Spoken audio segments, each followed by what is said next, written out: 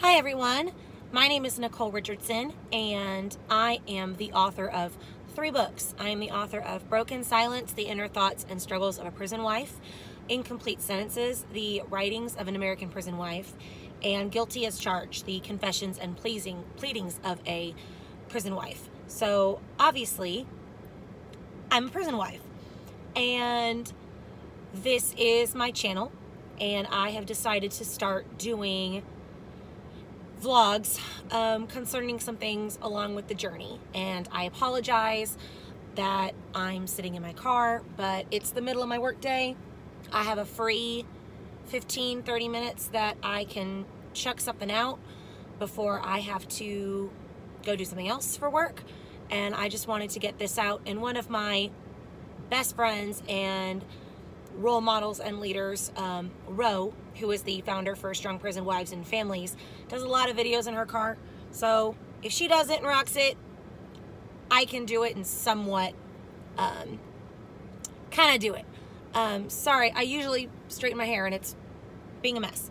Anyway, my biggest struggle through my husband being incarcerated is taking care of myself.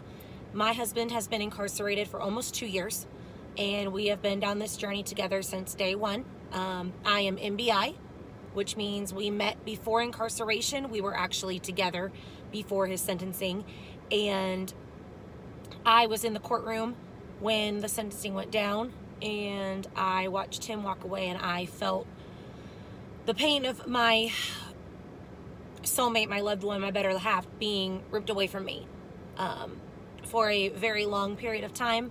This is not the video for that. But for the last 2 years, I have been work, do, take care of my husband, and I've forgotten to take care of me. I've taken care of him. I've tried to help take care of his family. I've tried to help take care of his daughter. I take care of my students. I take care of everyone but me.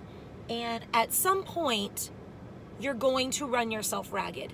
So today, I was already writing notes for this video, and I actually was going through Pinterest for some self-love quotes, and I ran across 12 steps for self-care, and I thought they were absolutely phenomenal. And they were anonymous, so I don't know who really to credit it to. I'm really giving you 14 because I already had 2, but we're gonna add the 12. First off, taking care of your loved one does not mean you stop taking care of yourself. And I'll be the first to say, when my husband was first incarcerated and the bills hit, if you are MBI and you are part of this life, and I'm not saying MWI and RWI, which MWI is met while incarcerated and RWI is reunited while incarcerated. I'm not saying you don't have this struggle, but this is very pertaining to my situation. When he's gone, all of a sudden you lose an income and all the bills are there. And 9 times out of 10, the bills raise. So I went from a dual income with my educator salary to my educator salary. And I sold everything that was mine. I kept what was his.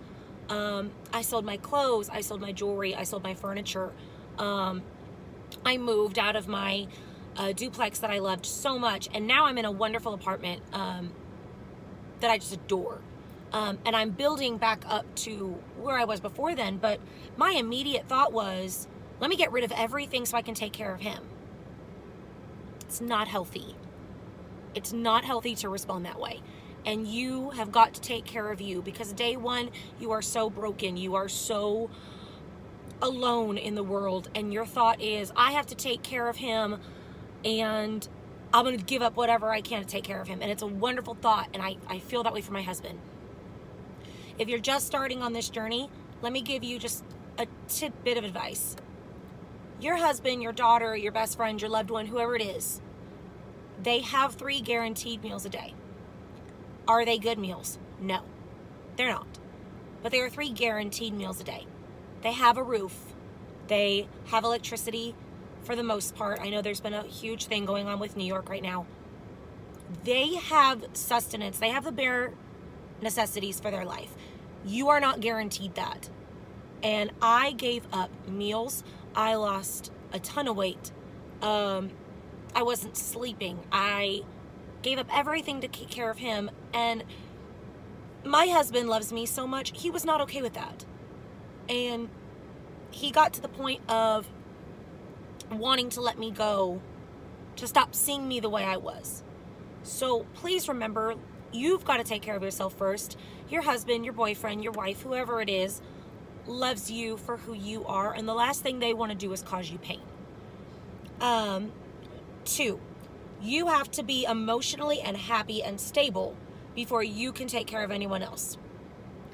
If you are constantly depressed, if you are constantly stressed, if you are constantly worried, if you don't bring yourself any joy, any happiness, you cannot help your loved one. Because at that point, you need help. Find a care group. Find a community. If it's your church, if it's a Facebook group, if it's a small group of friends that you're close with that hasn't left you when this all started, cling to them. Let them pour into you. Let them help you so you can help them. But you can't help your loved one if you are not okay. I will tell you that my community I found very early on in my husband's incarceration was Strong Prison Wives and Families. And they are absolutely amazing. And they have an app, they have a Facebook group, they have a website. I mean, you name the social media platform, they have it. And I have gained such strong friendships over the last 2 years that I would not have gotten through this without. And they help me keep myself in check. You have to be happy. You have to be emotionally stable, or you cannot take care of your loved one.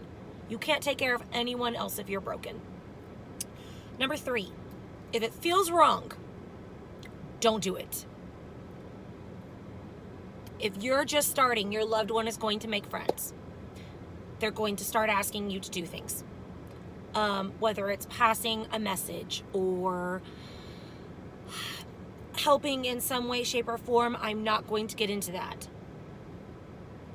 If it makes your radar go off, don't do it. It's not for you. It's not okay. If there is anything that could put you in a situation that is not healthy for you or not safe for you or might get you in legal trouble, walk away. And take a second and speak to your loved one and tell them, if you loved me, you wouldn't be putting me in this situation. It's either going to wake them up really fast or you're going to see another side of them. One of the two.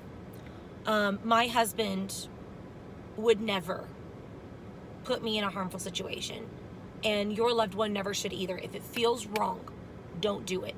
And you can put that to friendships. I had a lot of male friends before my husband was incarcerated. I cut a lot of them out, most of them out, because I found out real quick that they thought they needed to fill a hole that was left. If it feels wrong, don't do it. Just don't. Number 4, say exactly what you mean. My husband accuses me of beating around the bush all the time. If you need to cut back on phone bills because your man is talking too much, tell him you need to cut back. If he is spending too much at store, tell him he is spending too much at store. If someone is in your business trying to tell you what they think about your situation, you can tell them to shut up. It's perfectly fine. My kind of rule of thumb that I've been living with is, you don't pay my bills, I don't need your input. Or if somebody says, well, I think A, B, C, D. Okay, what bill are you going to pay? Get to the point. You don't have to be nice to everybody else to get their approval while making yourself a doormat. Stand up for yourself. You are strong and you are fighting this fight most of the time by yourself, and no one should make you feel weak. One of my favorite quotes from Eleanor Roosevelt: no one can make you feel inferior without your consent. So don't give them that consent. Number 5, same line, don't be a people pleaser. And I am one of the biggest people pleasers on the planet. And I found out very quickly in this journey, I please and I please and I please and I give and I give and I give. And when the shit hit the fan, when everything hit the fan, I was alone for the most part. There's a good group of people that have stuck by me since day one, but for the most part, 80-90% of my friends are gone. Why be a people pleaser to people that are going to leave you when you need them most? You have to take care of you.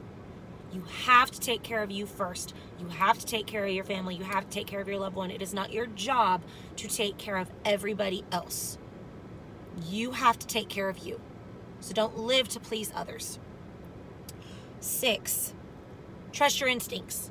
Again, if it feels wrong, don't do it. I don't need to go further than that. We've already gone into that.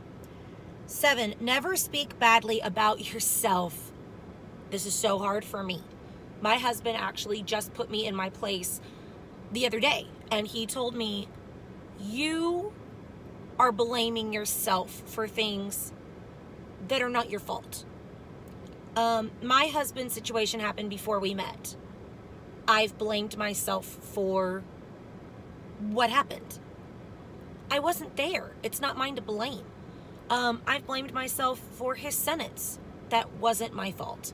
I've blamed myself that our legal steps that we're taking haven't gone as quick as I want. Again, not my fault. You cannot take all that burden and put it on yourself. And that just goes for life. I have students.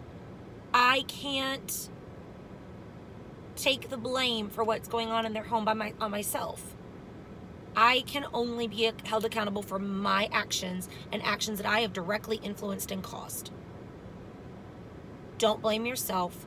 Don't speak negatively about yourself. And that's good for all relationships. Don't sit there and tell your loved one that you're ugly, or that you're fat, or that you're worthless, or that you're not worth it. They obviously think the opposite of you if they're with you. So don't insult the person they love most. You're speaking badly about the person they love most when you talk bad about yourself. Be kind to yourself. 8, never give up on your dreams. I'm still working on that, but I have always dreamed of getting out there and writing a book and getting published. I have written so many books, so many poems that got thrown away. I've never felt like they were worth it. And after the incarceration and after I found my community, I started writing like crazy. And I started posting my poems on the group. And a whole lot of women were like, thank you so much for sharing this. This is what I needed today. The day my husband was sentenced, I wrote a poem called They Took Him Away This Morning. And that poem just impacted so many more people than I thought. And I started having people ask me, would you publish this? And I asked, well, if I published it, would you buy it? Yes. I now have 3 books out. And they're doing well. And they're all available on Amazon. And I have spoken at the International Prisoners Family Conference. I was supposed to speak somewhere else today, but there was a conflict with my work. And I'm already in process of speaking at the next conference, if they accept my application to speak. I fulfilled my dream. Was that talent always in me? Yes. Was that drive always in me? Yes. Should it have taken this situation to give me the power and the voice that I needed? No. But my husband and I always try to find the good out of something. We have learned communication. We are still learning communication. And I've learned to find my voice. And I've learned to stand up for myself. If I can take those 2 things with me, then I don't want to say it's worth it, because my husband needs to be home, but there is good that can come out of bad. So never give out of your dreams. 9, don't be afraid to say no. If they ask you to do something, if they ask you for something, you can say no. My new thing that I tell my husband, he'll ask for something. Okay, baby, I will give you that. It's going to take me X amount of hours driving for Uber or driving for Lyft. And most of the time, 99% of the time, he changes his mind. He doesn't want me doing extra. Don't be afraid to say no. And that includes your friends. If they ask you to go do something and you don't think your husband or you would be comfortable with it, say no. Move on with life. It is your life. You're allowed to say no. On the same line, 10, don't be afraid to say yes. If you want to do something, go do it. As long as it doesn't feel wrong, if it doesn't go against your instincts. I have missed doing fun things. And I ended up getting a pass to an amusement park for the season. And another prison wife girlfriend and I went for like 3 days straight with the pass. And it felt so good to go out and do things that were fun for me. And beforehand, I felt so guilty because I felt like if he was suffering, I shouldn't have fun. And that's not good for you, and it's not good for him. It'll eventually lead to resentment. So don't be afraid to say yes. 11, be kind to yourself. And I already mentioned this. Don't speak badly of yourself, think badly of yourself. You are worth it. And you are worth being loved, and you have intrinsic value. And no one can make you feel inferior without your consent, and that includes you. So don't make yourself feel inferior when there's no reason to. 12, let go of what you can't control. I cannot control the DOC. I cannot control when my husband's unit goes on lockdown. I cannot control when they get racked up. I cannot control when my husband doesn't go to store. I cannot control when the phones aren't open. Don't worry yourself about all of those things that are not yours to handle. You are not Atlas. The whole world cannot be on your shoulders. Don't worry about things that you can't control. Let them go. Let them go. And I hate lockdown. Everybody hates lockdown, but we've gotten to the point where when lockdown happens and it's that week where, I can't talk to him at minimum, I take that time for me. I spring clean. I do self-care. I read a new book. I do something for me, and I let it go. I can't control the prison. I can't control the situation. I can only control me and my reaction to it. So just be kind and let it go, and don't put undue stress on yourself. 13, stay away from drama and negativity. If it is detrimental to your mental health, cut it out. Walk away. And that might go for your loved one. I've never had to do this with my husband, but if your loved one is causing you drama and making you negative, walk away. Not completely, if that's not what's needed, but say, sweetheart, I'll talk to you in a day. I need some time. You're being hurtful. Again, my husband, we haven't had that moment. We talk everything through. But I had a lot of friends that caused drama, caused negativity. I walked out. I've met some prison wives, caused drama, caused negativity, walked out. You don't need that in your life. And don't give people space in your head when they're not paying rent. Again, you're not paying my bills. Don't need you. And then 14, love. You are in this situation because you love the person that you are with. Whether it be a relative, whether it be your significant other, whether it be your child, your friend, whoever it is, you love them. So love them. Don't let this detrimentally impact your relationship. And love yourself. Love the beauty in the world. There is still beauty in the world. I know some days it feels like there isn't, but there is good. And you've got to grasp that good and cling to it for dear life. So just love them, love yourself, love the positive, and be good to yourself. And one day this will all be over. Whether you're just now starting, whether you're a lifer, whether you're death row, however and whenever it's going to end, one day this will all be over, and you will walk out on the other side, and you will walk out stronger than you ever thought you were. You thought yesterday was going to kill you, and you are still here, and you are still strong. Be kind to yourself, love yourself, and stay strong.